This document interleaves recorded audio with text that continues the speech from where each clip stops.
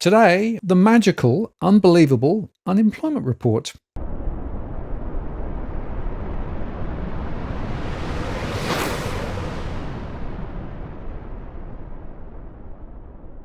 Hello again, it's Martin North from Digital Finance Analytics, one day's post covering finance and property news.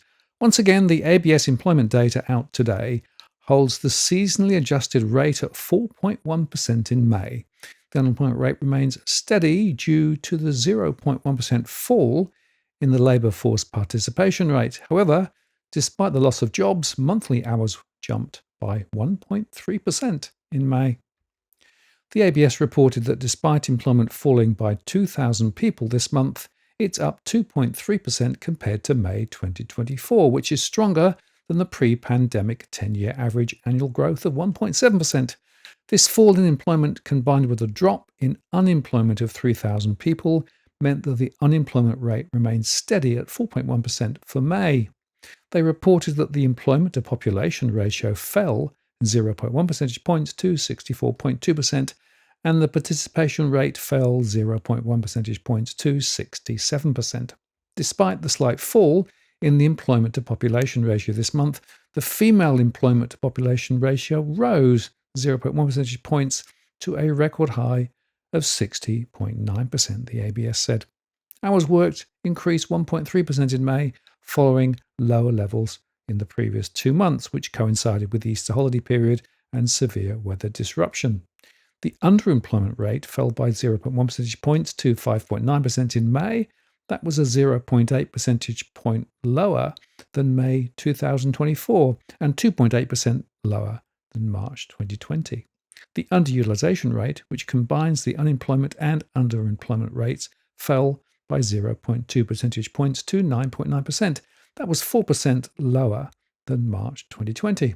The unemployment rate came out at 4.1% in New South Wales, 4.4% in Victoria, 3.7% in Queensland, 4.3% in South Australia, 3.9% in Western Australia, 4% in Tasmania, and 4.1% in the Northern Territory, and 4.2% in the ACT.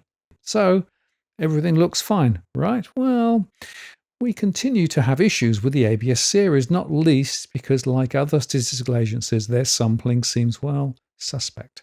The incoming May group had an unemployment rate of 4.3% compared to the outgoing group of 3.3%, which is a big variation. And strangely, the May unemployment survey from Roy Morgan showed that unemployment surged higher, putting it at odds with the official ABS measures, although their basis of measurement is different, as I've discussed before, although this also does chime with the latest employment survey for May from Seek and Jobs and Skills Australia, both showing that the number of jobs advertised have fallen heavily.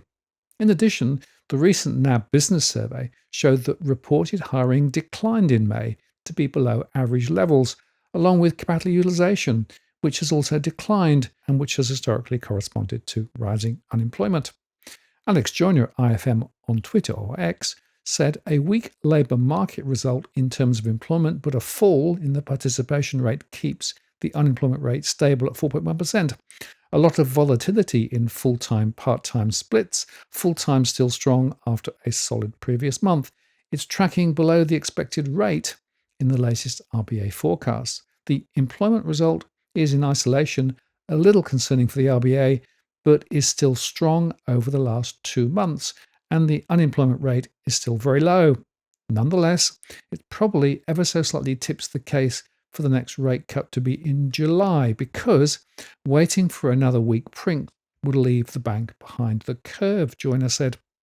So what do we make of all this? Well, a clue could be in the population data, which also came out today. Australia's population grew by 1.7% in 2024, according to the latest from the ABS. Our population on the 31st of December 2024 was 27.4 million people.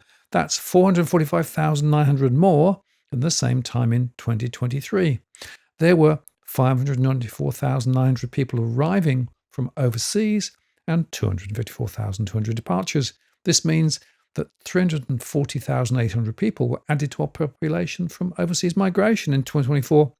Natural increases which is births minus deaths, added 105,200 people, up 1.9% from 2023.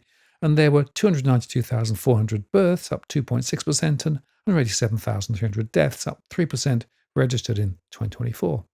Western Australia had the fastest rise in population growth, up 2.4% in 2024. That was followed by Victoria and Queensland, both of which grew by 1.9%. Tasmania saw the slowest growth over the 12-month period, with a 0.3 percentage point rise in population.